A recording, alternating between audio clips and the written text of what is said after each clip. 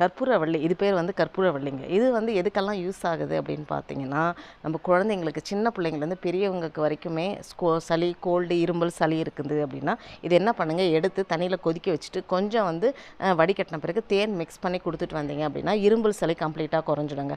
அது மட்டும் கிடையாது, இது என்ன பண்ணலாம் அப்படின்னா, நம்மளுக்கு உடம்புல சொறி, சிரங்கு ஏதாவது இருந்துச்சுன்னா இந்த இலையை வந்து நல்லா கசக்கிட்டு அந்த சாறு எடுத்து அந்த இடத்துல நல்லா பூசினா கூட அந்த சொறி, சிரங்கு வந்து கம்ப்ளீட்டாக குறையும். அதுக்கப்புறம் மூக்கு அடைப்பு இருக்குது அப்படின்றவங்க நல்லா கசக்கிட்டு ஒரு 2 சொட்டு வந்து மூக்கில் விட்டிங்கன்னா அந்த மூக்கடைப்பு வந்து கம்ப்ளீட்டாக குறைஞ்சிடுங்க. அதனால் இப்போ மழை காலம் வருது இல்லையா, அதனால் வீட்டில் வந்து ஒன்றும் இல்லை, ஒரே ஒரு இது மட்டும் உடச்சி வச்சிங்க அப்படின்னா நல்லா வளரும். ஸோ இதை வந்து அவ்வளோ மருத்துவ குணங்கள் நிறைந்தது தான் இந்த கற்பூரவள்ளி செடிங்க.